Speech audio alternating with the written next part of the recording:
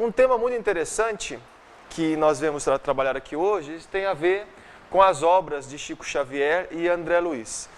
Nós temos que deixar bem claro que quando nós estudamos muito isso, Uberaba, junto com o Carlos Bacelli, aliás, agradecemos a ele ele me orientou muito, ter nos ajudado a montar essa apresentação, na orientação, porque ele, muito mais que todo mundo aqui, é um estudioso da obra. E nós sabemos que quando nós pegamos as obras de Chico Xavier, além de complementar, atualiza as obras de Allan Kardec. Então, as obras de André Luiz devem ser estudadas sempre, assim como as de Emmanuel, nas reuniões públicas. Então, numa reunião aberta como esta, onde todos, adultos, jovens, podem estudar as obras de André Luiz sem pressa, mas continuadamente. Emmanuel também tem inúmeros livros, como nós sabemos, também com uma complementação e atualização. Então, quando nós estudamos, por exemplo, Lei de Ação e Reação no Livro dos Espíritos, nós vamos ver a Lei de Ação e Reação nos livros de André Luiz, por exemplo, em inúmeros casos. Assim como dos animais também tem inúmeros exemplos. Não dá para esgotar em 50 minutos tudo que André Luiz nos deixou sobre a lavra mediúnica de Chico Xavier sobre animais. Nós vamos dar algumas pinceladas, mas para estimular a todos da casa a estudar e aprofundar. Em reuniões públicas, em que todos podem ter a oportunidade e interesse de estudar. E com certeza, com o estudo aprofundado de André Luiz, com certeza vai fazer exatamente o que pede a doutrina dos Espíritos, abrir nossa cabeça. A doutrina é para abrir a nossa cabeça, abrir a forma de pensar, porque cada um aqui vai pensar de maneira como interpreta, e cada vez mais respeitando a opinião do outro, mas criando a sua própria opinião nos estudos que vêm. E além de estudar, praticar. Reforçando o estudo que nós fizemos ontem lá, na Bragança Paulista, na casa de Bezerra de Menezes, falando que quais são as funções básicas de uma casa. Isso, Carlos Bacelli, junto com o Dr. Odilon, fala muito isso. A primeira função de uma casa espírita é a evangelização da criança. Porque no futuro, serão elas que vão pagar as contas, vão manter aberto esta casa, que vai continuar com o nosso trabalho. Mesmo que as crianças atrapalhem, que fazem bagunça, muito melhor ela estar ali no lado brincando, mas sabendo que este ambiente é um ambiente acolhedor, é um ambiente onde ela vai se sentir segura e que quando ela necessitar, quando adulta, ela poderá voltar aqui à casa e até ajudar. O segundo passo de uma casa espírita é fazer isso aqui agora, reuniões públicas. Reuniões de estudos para que todos possam compartilhar ensinamentos. Terceiro, auxiliar em todas as atividades que a casa pode ajudar na assistência. Na sopa, no bazar fraterno, na produção de enxovais, nos cursos de violão, de computação, trazer todos os jovens para cá, curso de cuidador, teatro, todo de artes plásticas, de canto, de coral, tudo isso também é educação. Porque quando estarmos aqui, nós estamos de forma fraterna, compartilhando o nosso conhecimento. E por último, e não menos importante, mas para consagrar o estudo, o trabalho, a evangelização, o último é mediunidade. O último de uma casa, a última coisa que se pensa é na mediunidade, consagrando as outras, e não o contrário. As pessoas imaginam que primeiro começa com mediunidade e por último a cesta básica, mas é exatamente o contrário. Para Chico Xavier trabalhar e psicografar livros à altura de André Luiz, ele não começou de um dia para o outro. Ele começou muito antes, auxiliando o povo de Pedro Leopoldo e posteriormente de Uberaba.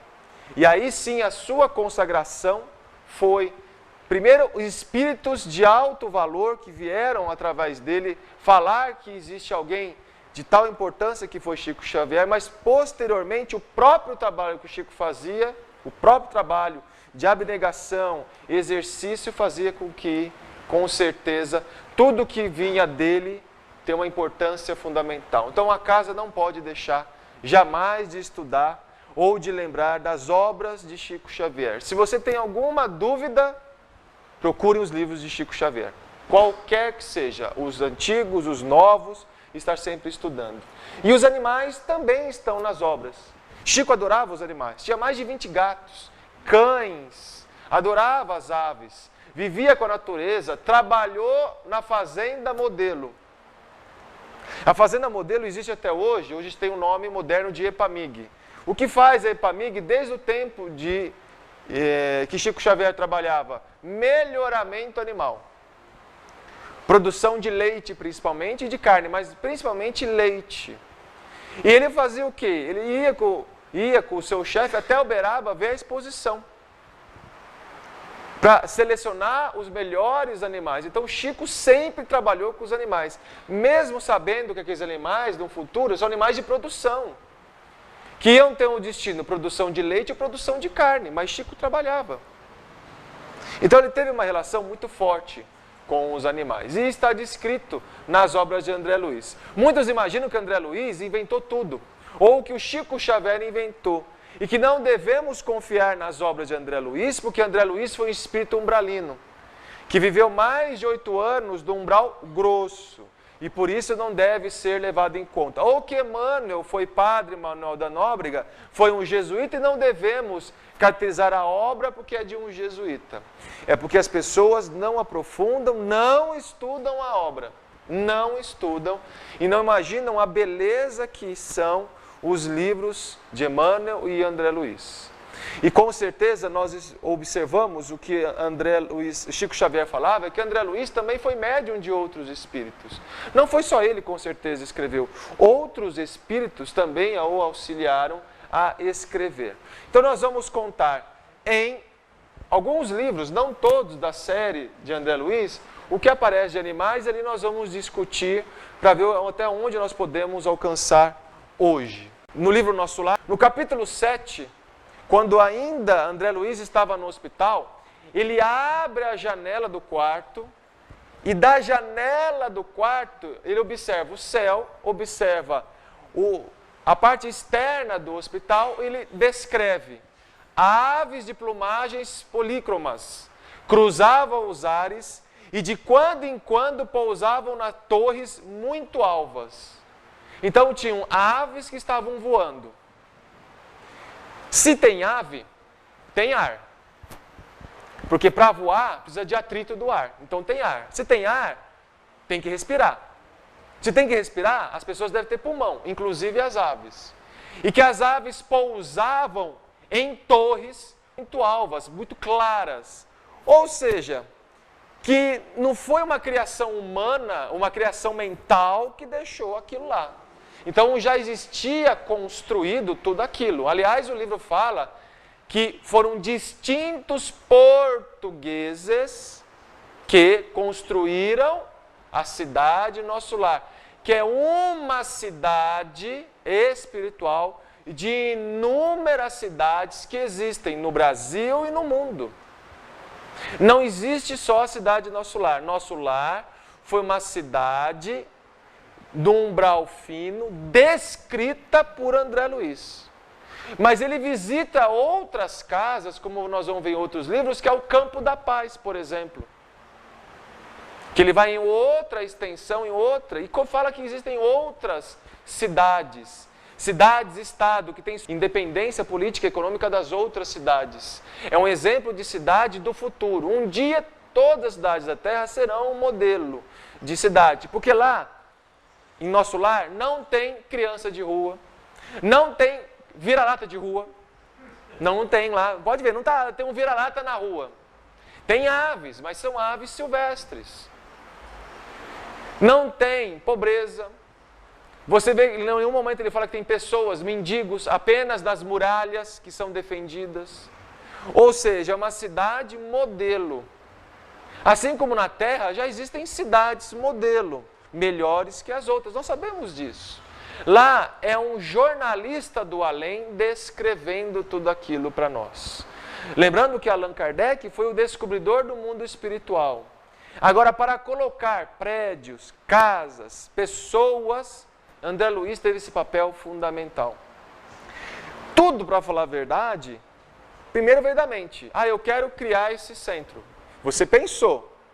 Mas para levantar a parede, teve que chamar o pedreiro, teve que chamar servente, teve que ter areia, tijolo e construir materialmente. Então a cidade Nosso Lar não é uma cidade de fumaça.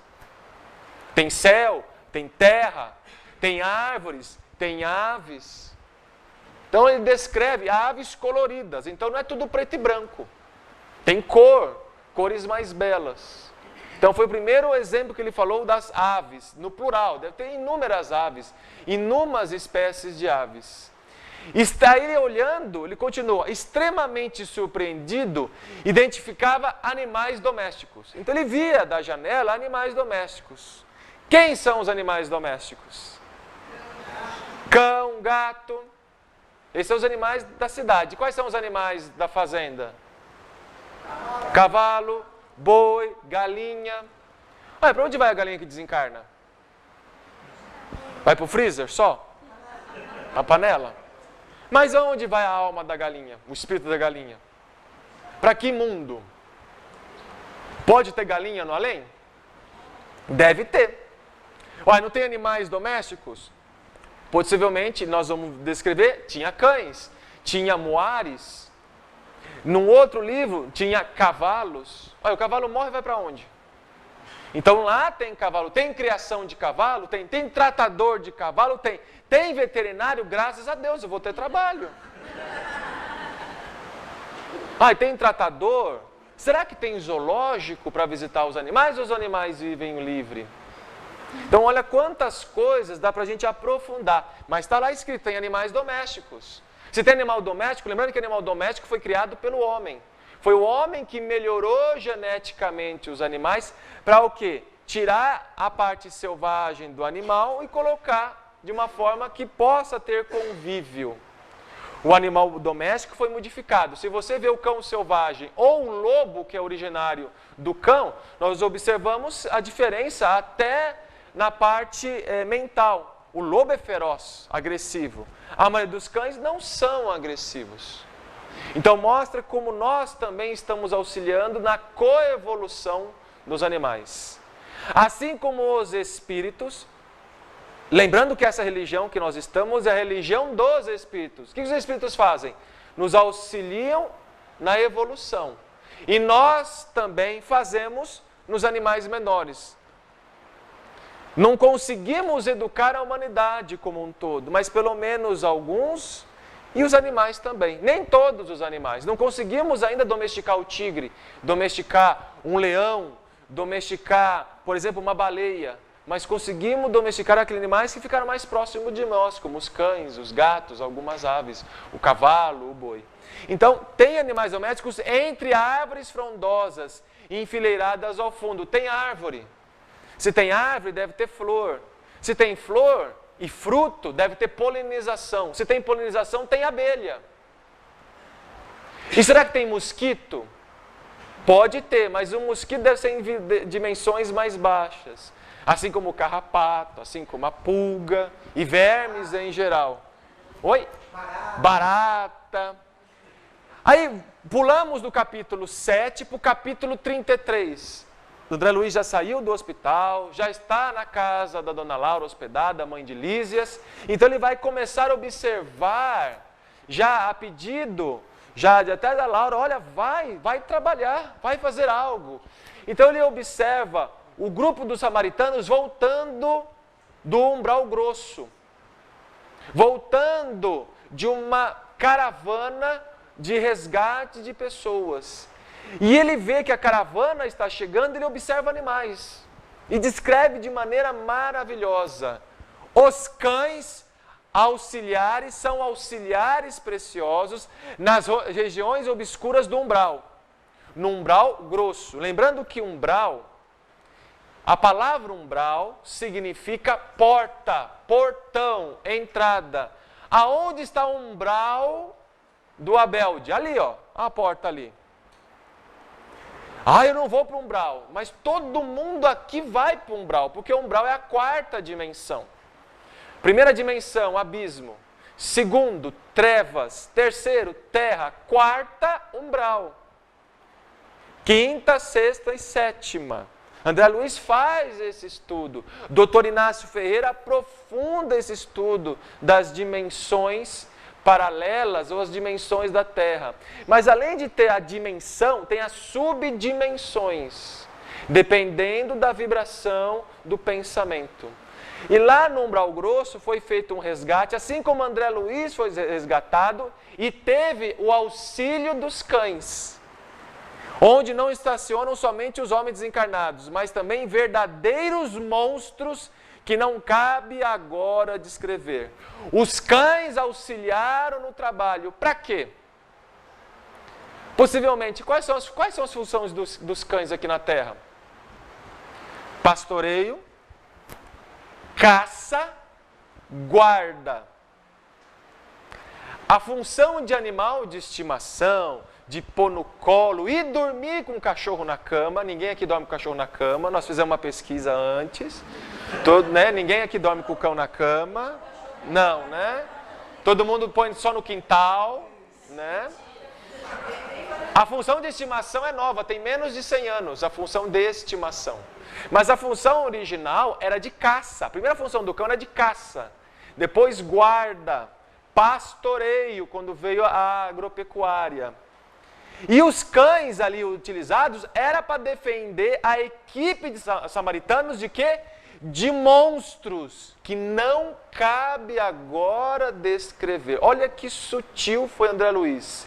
Ele via pessoas com tal alteração do perispírito que pareciam monstros, que nem no livro podia descrever, porque iam aí sim acabar com o Chico Xavier. Então ele só deixa sutilmente. Que monstros que são esses? Monstros, a palavra está lá, monstros. Ou seja, os cães estavam ali para auxiliar, e se fosse necessário, os cães atacariam. Porque os samaritanos tinham medo de ser atacados. Podia morrer? Sim. Podia sair ferido? Sim. Então os cães estavam lá para auxiliar. Bem, então o cão era treinado. Tem treinador de cão? Sim. Deve ter escola para cão? Com certeza, como já existe. Na Europa, nos Estados Unidos, tem escola para cão, sabiam? Você tem um filhote, você leva para a escola. No Brasil não tem, mas lá fora você leva o cão para estudar. Como daqui a um tempo vai ter evangelização para cachorro aqui também. Não tenham dúvida, vai ter ainda. Tá? Mas além, vocês acham que é esse aí? Que estava lá com os samaritanos? Alguém sabe que raça que é essa? Esse é o Lulu da Pomerânia. É o cachorro que mais cresce no Brasil, porque ele nem late. É super fofinho. Vocês acham que é esse que os samaritanos levaram? Todo fofinho? Esse só serviu de comida para os que estavam lá. Bem, a cidade é de colônia de portugueses, distinto portugueses. Qual um dos cães que o português trouxe para o Brasil? Que até hoje é uma das raças brasileiras. Bem, a cidade, nosso lar, é uma cidade que fica próximo de Rio de Janeiro, a cidade de Campos. Qual foi um cão utilizado muito na época dos escravos, para perseguir escravos foragidos? Não. Era um cão que ficava e deixava todos os escravos na fila. Não. O fila brasileiro. O fila brasileiro é um cão usado é um cão de grande porte, que era um cão que usado de caça de escravos, para juntar os escravos em fila. Fila brasileiro.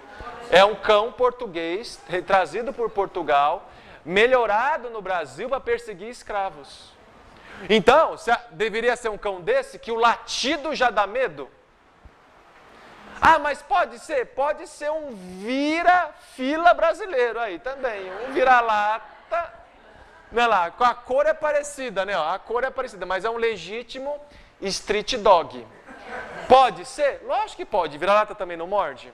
Aliás, no Brasil o que mais tem é vira-lata, tá? É o cão, como nós também somos vira-latas, português, com italiano, com alemão, com japonês, né? O nosso street dog, o vira-lata também. Então os cães, independente da raça, foram utilizados para defender. Só os cães? Não. Também tinha muares, que suportam cargas pacientemente, fornecem calor nas zonas onde se faça necessário. Mas por que vocês não vão de aeróbus? Porque não dá para chegar com aeróbus lá, depende de densidade. Tem aviões, helicópteros, que não conseguem subir muito porque o ar é rarefeito. Mas lá também onde estava é tão denso que nenhuma nave pousaria. Então tem que usar o quê? O trabalho dos animais. Hoje nós estamos na região do Vale do Paraíba graças aos animais.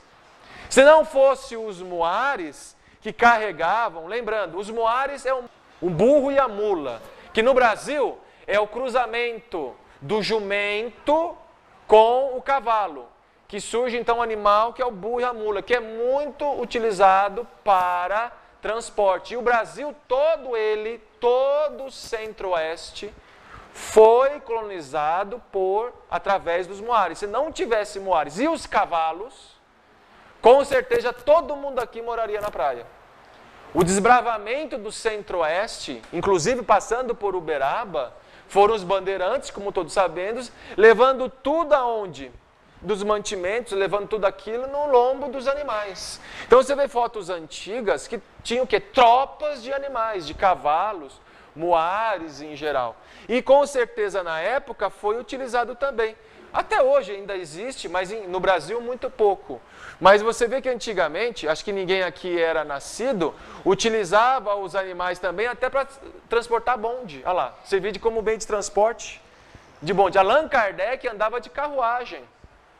Não existia ainda um motor a diesel, a gasolina, nem a vapor. Então utilizava ainda o transporte desses animais. Então veja a importância. E que lá era utilizado para transportar cargas, possivelmente água, algum alimento, carregar as pessoas doentes, transportar as pessoas em comboio e servir para aquecer. Uai, e se serve para aquecer, como ele fala ali, então quer dizer que o umbral deve ser frio, muito frio. E não quente como no inferno, como eles falam. Perceberam? Não é quente, é frio. E os animais utilizavam para aquecer. Olha que interessante. Então lá no umbral deve ser frio. Muito frio. Né? Então olha que interessante. Continuando, aí tem uma coisa fantástica, linda, que dá no livro, que além dos cães e dos muares, né, equídeos em geral, tinha também aquelas aves que denominamos ibis viajores. Ibis existe, é um grupo de aves da família dos pelicanos. E é uma família que tem no mundo inteiro. O primeiro ibis que nós sabemos é lá no Egito, que eles cultuavam um tipo de ibis, que até tinha um deus com cabeça de ibis, que era essa ave. Essa ave tem em todo o território, até nacional, como o ibis do Egito. Não é como o ibis daqui, nós vamos pesquisar quais são os animais que mais parecem com o ibis descrito lá na obra. Ibis viajores são excelentes auxiliares dos samaritanos por devorarem as formas mentais odiosas e perversas. Olha que interessante. Os ibis viajores comiam, está lá escrito, comiam formas mentais odiosas e perversas. E entrando em luta franca com as trevas umbralinas. E a forma é comestível. Olha que interessantíssimo, está lá na obra. Que ali congregavam com as dolorosas impressões da morte física e muitas vezes sob o império de baixos pensamentos. Então, novamente o que André Luiz resgata o que Jesus falou. Orai e vigiai. O pensamento é tão forte que tem odor, forma, peso. a ponto disso se criar uma nova vida e servir de repasto para os outros. A ponto de servir de repasto que nós sabemos, nas obras de André Luiz, de vampiros que podem utilizar daquilo que nós produzimos mentalmente e aproximam de nós o que podemos chamar até de obsessores. Há também produção de larvas, a gente consegue produzir. Então, algumas doenças que ainda não conseguem ter cura na Terra, é porque são emanações nossas que conseguem materializar em forma de bactérias e vírus. É muito engraçado, já viu pessoas que, na nossa região de Uberaba tem muita dengue, eu não sei se aqui a dengue foi muito alta, mas na nossa região tem. Por que tem pessoas que pegam 3 dengues? 3 vezes fica doente e nunca tem gente que fica doente de dengue. E mora na mesma casa. Então, novamente, é um ensinamento importante. Extremamente importante. A cura verdadeira não é em si pelo remédio. O remédio é uma ajuda que nós temos que ver materializada. O que é o remédio? Como diz o nosso irmão Bacelli, o remédio é um passe materializado. É um comprimido que é um passe. Você está tomando um passe. Você não vai tomar passe? E a água fluidificada? O que é a água magnetizada? É uma água que os benfeitores nos auxiliam. Tudo é pensamento, realmente tudo é pensamento, mas o pensamento tem que materializar. Nós conseguimos insistir tanto em pensamentos, império de baixo pensamento, que aquilo ao momento se materializa dentro de nós. Como? Danificando nossas células. O pensamento danifica nossas células e ficamos doentes. Então, qual que é a melhor forma de nós curarmos? É por meio de Jesus. Porque encontrando Jesus, encontrando o seu caminho, nós vamos novamente não ter baixos pensamentos, mas pensamentos bons. Como ainda nós não conseguimos pensar como Jesus ou atuar como Jesus, então nós temos que exercitar para não tenhamos maus pensamentos. E como é que faz para a gente não ter maus pensamentos? Praticando. E como é que pratica? Fazendo que uma das primeiras atividades da casa, a parte assistencial, trabalhando na sopa, arrecadação de alimentos, visita aos doentes, dando passe àquelas velhinhas, vovôs e vovós que não conseguem o centro. Então um grupo de pessoas vai lá e encaminham, vão até a casa, levam uma cestinha, um curto, leitura do Evangelho, transmissão de passe. Dar passe em hospitais. Levando então o Evangelho para aquelas pessoas necessitadas. Ele vai ao encontro. E quando você encontra uma pessoa doente, o que você fala para ela? Fica firme, tranquilize, você vai melhorar. Você não está tendo bons pensamentos? Você não vai falar para a pessoa, olha, você vai desencarnar, vai com Deus, você está ruim. Você vai falar isso para a pessoa? Você vai falar coisas boas. Pensando coisas boas, estamos pensando coisas boas para nós mesmos também. Então veja que a caridade nada mais é que um instrumento para chegar a Deus, chegar a Jesus. Emmanuel, o irmão José fala, para chegarmos a Deus, a ponte é o próximo. Para chegarmos a Deus, a ponte para chegar chama-se o próximo.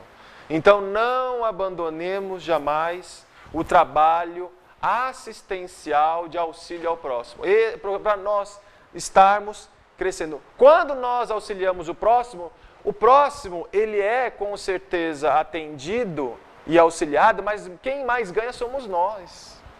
É nós que estamos fazendo a terapia, é nós que estamos doentes fazendo a terapia do amor. É fácil? Não é fácil. Por isso que somos poucos de uma casa, poucos que abraçam, poucos que trabalham. A pessoa começa animada e não persiste. Persistir. O maior exemplo de Chico Xavier e o Carlos Baccelli é exatamente isso. Persistir, persistir, persistir. Nas piores dores, persistir. Perseverança é a palavra-chave, para que a casa continue firme e forte. E dá um exemplo dos pensamentos. O que acontece quando os pensamentos ficam? Tem que chamar até animal para comer. Não chamar enfermeiro não, tem que chamar animal para comer. Porque nem o enfermeiro dá conta de limpar aquilo, vamos dizer assim. Tá? Então que ninguém tenha um pensamento de sapo, por favor. A ponto de ter um animal para comer. Tudo bem? Olha só, no capítulo 40, rumo ao campo do livro Os Mensageiros, agora saindo do livro Nosso Lar, entrando no livro Os Mensageiros, ele está numa hora observando a cidade, André Luiz, com o instrutor, e ele fala o seguinte: ora, se temos nuvens de bactérias produzidas pelo corpo doente, ou seja, se nós temos dentro de nós bactérias que nos contaminam, temos a nuvem de larvas mentais, olha o termo larva mental, produzidas pela mente enferma em entidade de circunstâncias. Por isso que a maior terapia é a terapia do Evangelho. Por isso que o estudo em reunião pública é para que todos despertem. Despertar na reunião e praticar na caridade. Despertar nas reuniões, estimulando, libertando as consciências, como diz Emmanuel no livro Roteiro. O Espiritismo é para libertar a consciência, libertar o pensamento dos dogmas que nós fomos criados, que fomos culturalmente colocados. Então nós temos que abrir, pensar, raciocinar, colocar sempre a luz do Evangelho, assim como afirma Allan Kardec. Acima de tudo, passar pelo crivo da razão. Por isso que Chico Xavier nos esclarece que ao ponto que as bactérias do nosso corpo vieram das bactérias do perispírito, criada pela mente. Então, curando a mente, curando os pensamentos ruins, curamos o nosso corpo. Tudo primeiro vem da alma que passa pelo corpo espiritual e do corpo espiritual para o espírito. Por isso que a casa tem um papel importante de elucidar e fazer com que o Evangelho sempre esteja à mão de todos. Para que todos saibam que ali está o fortalecimento, para mudar o pensamento. Por isso que sempre solicitamos, venha à casa, assista palestras, faça o Evangelho no lar. Para que você sempre tenha pensamentos. E tendo pensamentos positivos ou pensamentos melhores, é mais fácil que os benfeitores espirituais da casa, da família, vão lá e sussurrem no nosso ouvido: olha, procura tal coisa, faça isso. Para não, você está no caminho certo. Porque as vibrações ficam próximas a dos espíritos. Então as pessoas vêm no centro querendo que tire o encosto. Ah, me tira o encosto de mim. Eu estou com encosto. Né? Depois a gente vai procurar com a Cleide se tem aqui na casa o departamento do encosto. Tem? Tem não, com certeza. Né? Então quem trouxe algum encosto, leve embora, por favor. Não deixa o encosto aqui. Leva. Você que aproximou dele, não foi ele que aproximou. Não foi ele que foi atrair. Você que atraiu ele para você. Então, para não deixar atrair, mude o pensamento. Mudando o pensamento, não vai ter nenhum encosto, nenhum pensamento, alguma coisa que esteja te atrapalhando. Tá? No capítulo 50, estou voltando ao Nosso Lar, no livro, no último capítulo, em que Narcisa, que está orientando André Luiz nas atividades lá de enfermagem, auxiliando, vai numa região onde tem floresta, procurar fluidos de árvores, de eucalipto, para auxiliar Ernesto, que estava acamado. E dali, olha só que interessante, Narcisa chamou alguém com expressões que eu não podia compreender. Daí a momentos, 8 entidades espirituais atendiam-lhe ao apelo. Quem serão estas 8 entidades? Quem serão as entidades que Narcisa chamou, que viviam naquele local, que extraíam das árvores fluidos benéficos para estimular a doença que Ernesto estava passando? Narcisa fala: são servidores comuns do reino vegetal. Opa, é do reino vegetal. Os irmãos que nos atenderam, nada existe de inútil na casa do meu Pai. Quem serão essas 8 entidades? E parou aí, ele não comentou mais. Porque na época que foi escrito, as pessoas não iam compreender. E agora, após 70 anos, podemos aprofundar um pouco. Já passaram 70 anos do livro Nosso Lar. Então nós devemos, com certeza, aprofundar. Quem serão esses seres que estavam na natureza? Será que é parecido com isso? Como é que nós chamamos isso? Gnomos, elfos, que são os elementais. Então, os seres elementais que existem na terra, na água, no ar, são seres da natureza. Não precisa ser tão assim, tão exótico como esse. Podia ser um pouquinho mais bonitinho, mais bonitinho. Vamos deixar nesse. Qual que é o papel deles? Qual é a função deles? Eles são seres de transição. De vegetal para animal e de animal para seres humanos. Nada dá saltos na natureza. Nada dá saltos. Degrau a degrau, a evolução é contínua. Os animais estão evoluindo? Estão. Nós estamos evoluindo? Estamos.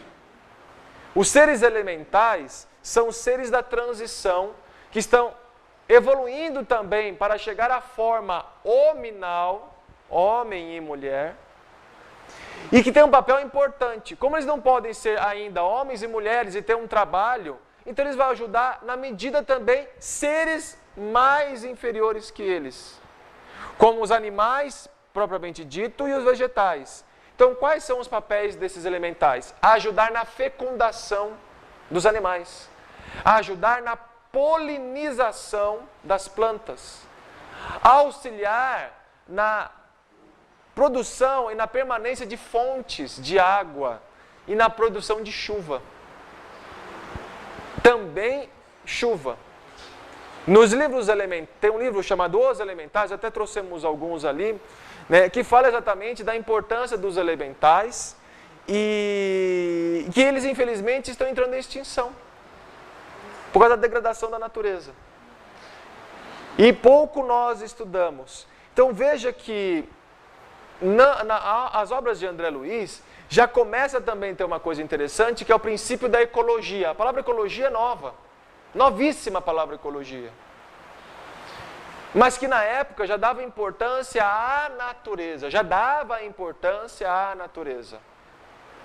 E André Luiz vai falar mais à frente em outros livros da importância dele. Então, existem realmente, e existem livros que podem realmente ser estudados, como esse do Paulino Garcia e do nosso irmão Carlos Bacelli, que vai falar sobre esse assunto de forma detalhada. Agora, no livro Os Mensageiros também, continuando a falar sobre animais e pensamento, olha só o que fala.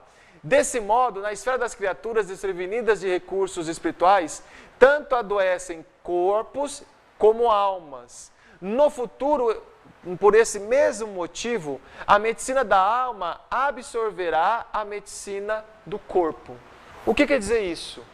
Tudo que nós estamos aprendendo aqui hoje, da medicina da alma, da saúde da alma, a medicina da terra, a medicina que é feita hoje pela ciência material, um dia fala assim, está certo, realmente assim.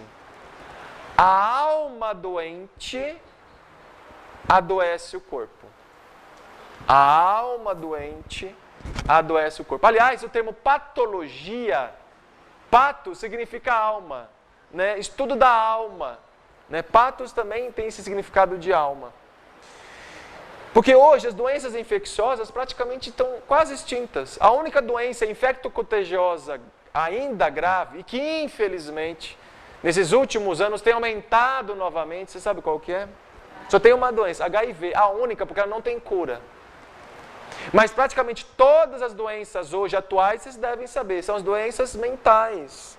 Depressões, melancolias, tristezas, problemas mentais cada vez que trazem as pessoas às casas espíritas para a orientação e tratamento. Pode ver, o desemprego que deixa a pessoa aflita, é a depressão, problemas com o marido, com a esposa, com filhos, problemas todos eles ligados à alma, literalmente. E aquilo que vem aprender, perdão, trabalho, paciência, resignação, continuar e não ficar inativo, passivo, fazer algo para superar a dor. Para superar a dor, a força que a dor nos traz, temos que equilibrar com uma mesma força semelhante. Para superar a dor que nos aflige de qualquer nível, do físico, doença da física, do corpo e da alma, temos que usar uma força de mesma quantidade e qualidade. Novamente, a caridade. É a caridade que vai equilibrar isso. Remédios ajudam? Ajudam. Deve tomar? Com certeza. Mas a cura só será quando nós nos evangelizarmos.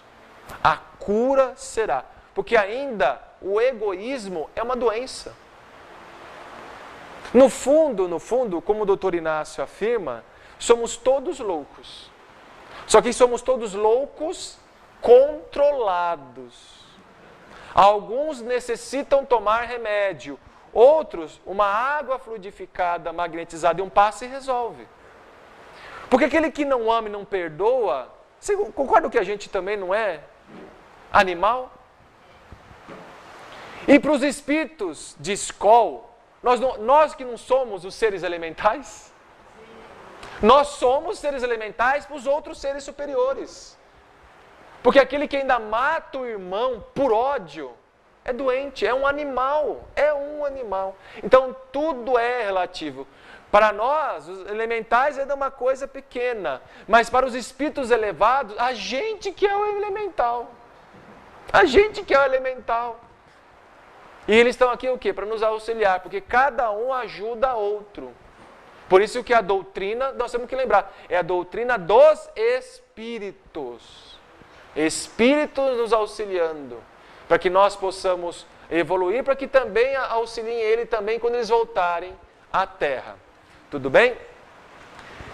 Olha que interessante. Olha no livro Os Mensageiros, uma coisa que está lá sutil e que hoje todo mundo fala. Mas está lá no livro Os Mensageiros. André Luiz faz uma visita ao campo e descobre um carroceiro que estava puxando o seu muar, caído no chão, com uma batida na cabeça. Vocês lembram disso lá no livro? Está lá. Hoje, tanto, aí o espírito que protegia, o espírito estava lá auxiliando, o protetor daquela área, estava auxiliando ele. E o instrutor mais velho falou assim, por que você não ajudou? Mas olha só o que aconteceu. Hoje, tanto perdoou o pobre muar, que ajuda tanto que o castigou que apareceu mais animalizado. Ele queria falar, olha, para de bater no seu animal. Quando se tornou quase irracional, olha só os termos, a pessoa ficou tão irada, com tanta cólera, pelo excesso de fúria e ingratidão, que o meu auxílio espiritual se tornou ineficiente. Olha lá, que interessante. Olha que lição que André Luiz nos dá agora. Ele estava tendo ajuda. Só que ele ficou com tanta raiva que ele não conseguia mais ouvir. Porque ele abaixou a vibração, ele tornou-se um animal. Virou um sapo. Ou pensou que nem um sapo. Ou emitiu sapos.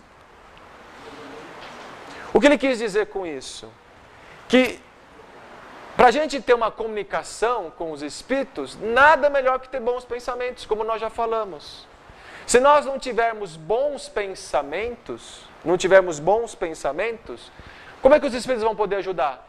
Olha só, o espírito estava tentando ajudar, mas ele tornou tão irracional, a ponto de bater no animal e sofrer um coice na cabeça e cair ferido no chão, que o auxílio tornou o espírito inexperiente. Então, se nós queremos ter o auxílio da casa, porque as pessoas terceirizam o problema para casa. Eu vim aqui, tá para resolver o meu problema?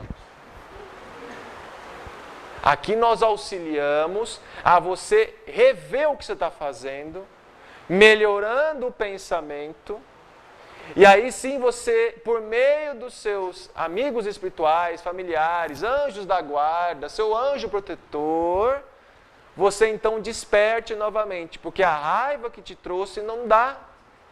Você está ficando doente. Então veja que os espíritos querem ajudar, só que a gente não ajuda. Quem disse que uma oração nunca é usada para o bem? Jesus falou, nenhum pai dá pedra para quem pede pão. É a gente que não colabora. Então a gente, em vez de reclamar da vida, vamos levar o pensamento. Parar de ser pessimista. A ponto de ficar irracional. Então veja a ponto que ainda nós... Por isso que nós estamos na evolução, ainda no começo da evolução. Nós somos ainda quase irracionais. Nós saímos agora da caverna. Há 2000 anos, Jesus está tentando melhorar essa terra e está conseguindo. Jesus ainda não é o predomínio da humanidade, pelo contrário, são poucos que estudam e praticam a doutrina. Por isso que nós, na casa do Mestre, uma casa cristã em primeiro lugar, vai ter um papel fundamental, daqui a não sei quantos anos, daqui a quantas encarnações, nós fazemos o papel de multiplicar o que Jesus fez. Esse é o nosso papel, divulgar a doutrina. Divulgar a doutrina no trabalho e no exemplo. Tá? O mal, segue-se o mal. De tanto lhe maltratar o animal, a ação veio direta, um coice na cabeça. Se os seres inferiores, nossos irmãos no grande lar da vida, nos fornecem os valores do serviço, devemos dar-lhe então em troca, se os animais são utilizados para o trabalho, a nossa função é de dar valores de educação. Olha que interessante esse caso, não é um caso de maus tratos? Olha que interessante, o livro André Luiz já falou o que nós discutimos hoje, maus tratos dos animais. E André Luiz, mais de 70 anos, já falou de maus tratos dos animais. Está lá no livro, ninguém percebeu. Ou quando percebe, não... Puxa, olha lá, maus tratos, falando do problema de maltratar animais. E acabou o problema de maus tratos hoje? Pelo contrário, ainda temos inúmeros problemas, como sabemos. Mas está lá do livro, falando do problema de maus tratos. Nesse caso, de um pobre burro. Tudo bem? Então, qual que é o nosso papel? O papel, devemos dar, por nossa vez, os valores de educação. Ou seja, precisamos ensinar os animais a, por exemplo... a aprender a viver em sociedade. Então nós ensinamos o cão a sentar, deitar, respeitar, ensinar-lhe coisas, até ensinar, por exemplo, exatamente isso, a um jumento pintar. Não estamos educando? Né? Um elefante pintar. O elefante é o único que pinta a si mesmo. Olha que interessante. Um elefante pinta, olha que interessante, pinta árvores, pinta ele, usa a cor, olha lá que interessante. Usa a cor, né? Faz outro elefantinho, tá? Ainda faz o chão do elefantinho, que muita gente esquece de fazer. E a flor também, olha isso. Tem gente que não faz. E o elefante faz. E esse gorila aprendeu mais de 1000 palavras e conversa com as pessoas pelo sinal de linguagem. Ele conversa com a gente. Olha lá. Fala lá, eu sou gorila, né? Eu sou flores, animais, eu sou na natureza, eu uso a linguagem dos sinais. Olha que interessante. Coco ama a terra, mas o homem é estúpido. Tá? O homem é estúpido. Né? O homem é estúpido, olha lá, né?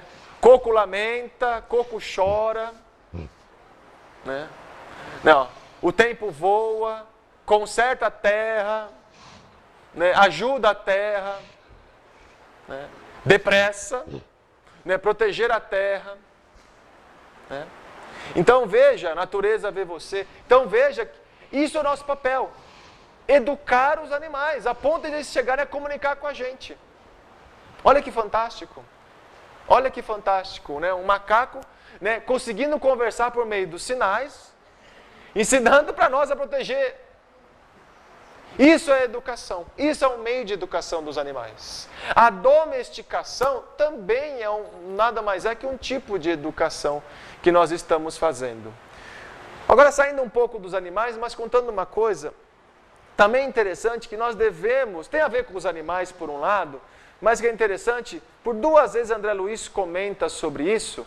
Um deles está num livro fantástico, o livro Libertação, que devemos ler com calma, em que André Luiz faz uma viagem ao passado quando visita a cidade dos gregorianos, onde está o Gregório, que foi papa.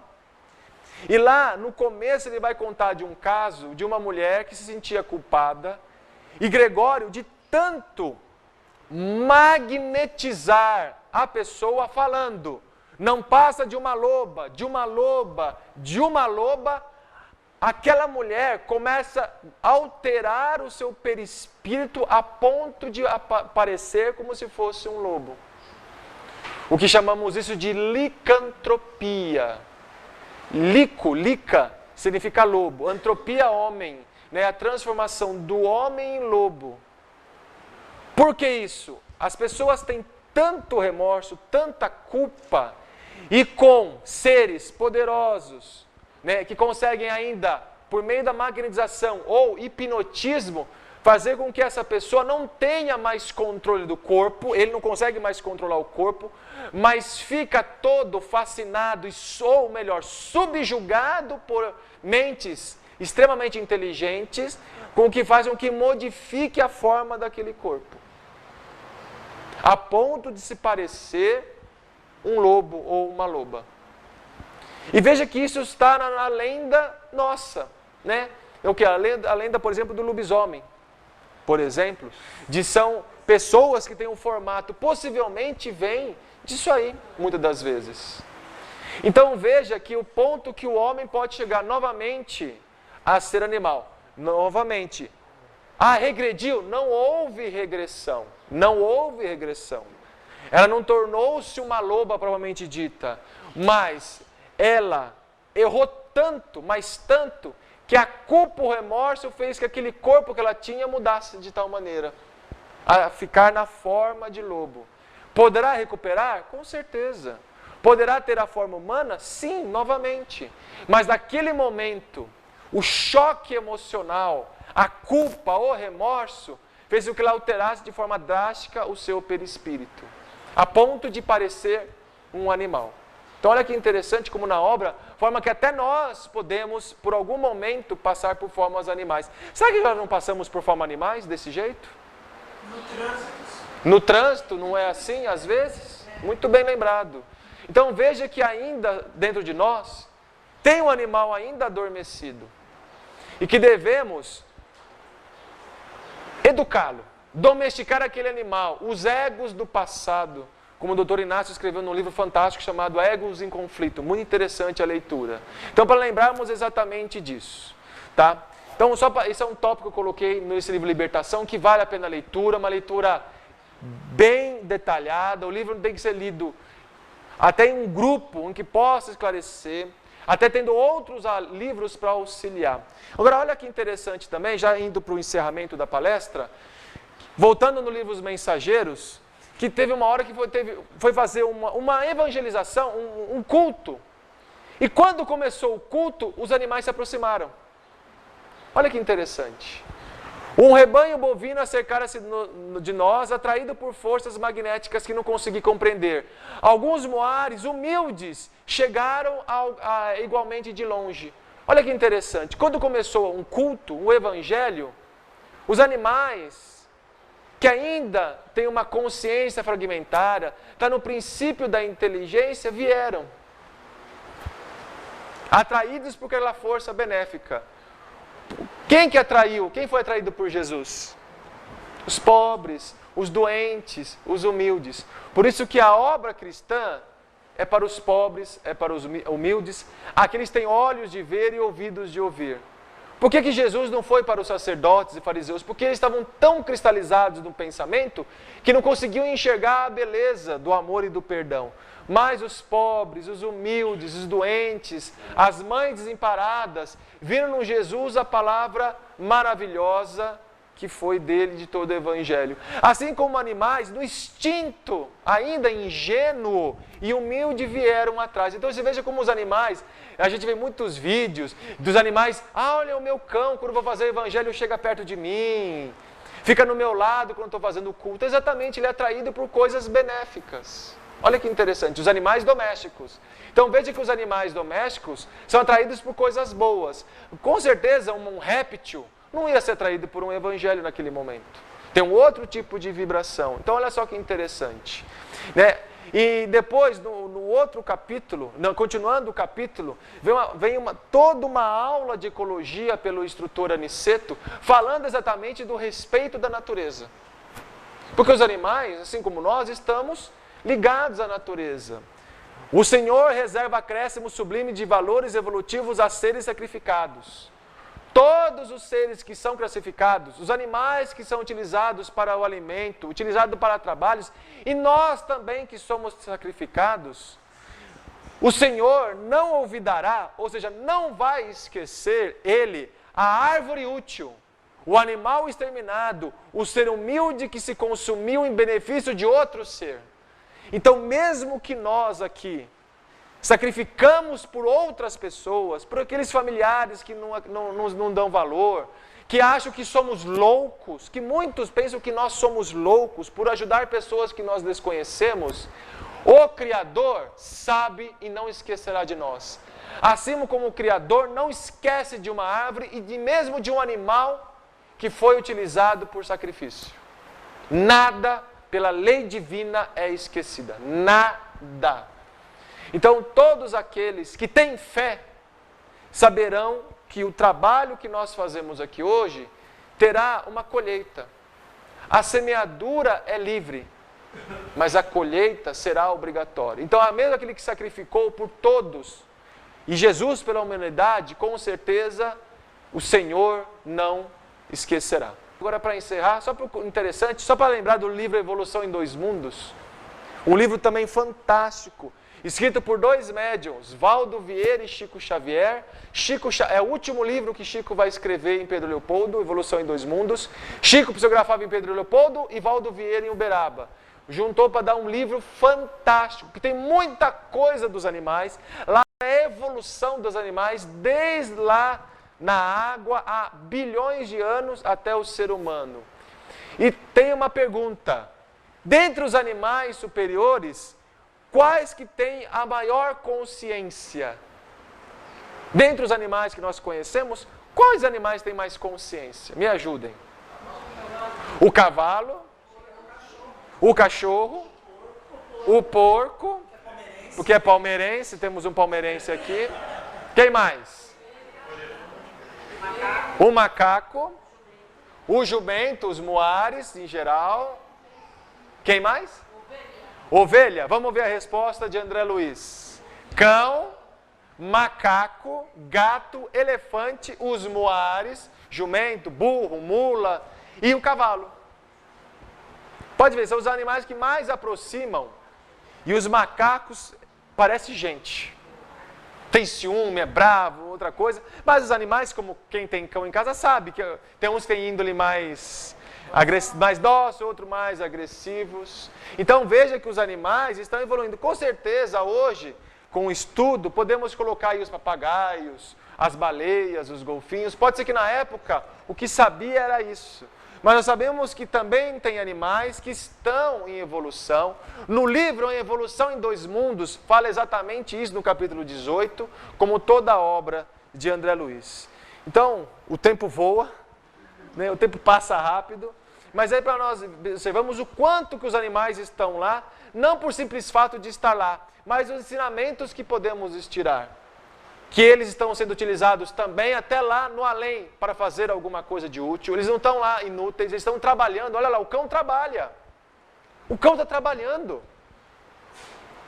Os muares continuam trabalhando. Lógico que deve ter descanso, deve ter ONGs ajudando, deve ter pessoas como aqui todo mundo ajuda, que estão lá fazendo esse papel. Mas veja que além dos animais, tem tantas coisas colocadas juntos. Por isso que a obra de André Luiz é estudada parágrafo a parágrafo. E que não é tudo nuvem. Ah, a nuvem é um animal que o homem criou na cabeça. Não existe animal. E o animal pode acasalar? Pode ter filhotes de cachorrinho? Possivelmente. E filhotes de gatinhos? O animal não vai viver a vida eterna, ele não morre mais cedo do que a gente? Então será que os animais lá também não morrem? E não se reproduzem? As aves também não se reproduzem? Olha quantas coisas está lá na obra e que a gente tem que pensar. Se tem animal, de onde veio o animal? Ah, não veio da terra? Pode ser, mas quando chegou na terra, chegou lá em mundos superiores, pode voltar para a terra? Pode. Alguns podem ficar? Pode. Uma pessoa, ontem perguntaram lá em Bragança Paulista, o meu pai desencarnou, tinha um monte de cães deles lá, e os cães depois desencarnaram. Onde estão esses cães? Eu falei, está com o seu pai lá. Está lá na casa do seu pai, lá no além, lá. Você acha que seu pai vai querer o cachorro de volta? Ele vai querer para ele. Para crescer junto, edificar, evoluírem junto. Nada é por acaso, nada dá saltos. Então devemos com certeza agradecer Chico Xavier, porque se não fosse um cão, com 5 anos de idade, a maioria aqui já estudou a biografia de Chico, né, muitos biógrafos, inclusive Carlos Bacelli conta essa história, que Chico passava fome, porque a madrinha batia e deixava ele com fome. E quando o Chico saía, vinha um cão grande, e na boca trazia um jatobá. E o cão, além de levar o jatobá, quebrava, que a semente do jatobá quebrava para o Chico comer. E quando o Chico então comia, o cão ia embora. E no outro dia trazia outro jatobá. E Chico não sabia afirmar se era um cão físico ou um cão da além materializado. Então, se não fosse um cão, hoje não teríamos Chico Xavier. Olha, um cão. Então veja que a providência divina não deixa nada sem proteção. Nada. Por isso que mais devemos ter é fé. E o que nós vemos hoje, pessoas com pouca fé, que não acreditam que tem essa capacidade de fazer e de praticar. A fé tem que ser praticada, para que a gente aprenda e veja os resultados. E assim que a gente vê, cresce e melhora. A todos novamente, muito obrigado. Uberaba, o Lar Espírita Pedro Paulo, Bittencourt Sampaio, agradeça pelos mantimentos. Muito obrigado, muita paz a todos.